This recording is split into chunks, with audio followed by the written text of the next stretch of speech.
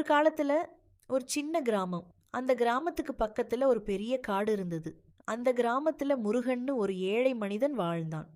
அவன் தினமும் காட்டுக்குள்ள போய் விறகு எடுத்து விற்று அதுல கிடைக்கிற காசுல தன் வாழ்க்கையை நடத்திக்கிட்டு இருந்தான். ஒரு நாள் காட்டுக்குள்ள போகும்போது முருகன் ஒரு சத்தம் கேட்டான். ஆ போய் பார்த்தா ஒரு சின்ன யானை குட்டி கால்ல முள்ளு குத்தி நடக்க முடியாம தவிச்சுக்கிட்டு இருந்தது. முருகனுக்கு பயம் வந்தது. ஆனா அதை விட கருணை அதிகமா இருந்தது. அவன் மெதுவா அருகே போய் யானைக்குட்டியோட கால்ல இருந்த முள்ளை எடுத்து தண்ணி ஊத்தி கட்டி போட்டான். யானைக்குட்டி எதுவும் பேசல. ஆனா அதன் கண்கள்ல நன்றி தெரிஞ்சுது. முருகன் போய் உங்க அம்மாவோட இருன்னு சொல்லி அதனை அனுப்பிவிட்டான். நாடு கடந்துச்சு.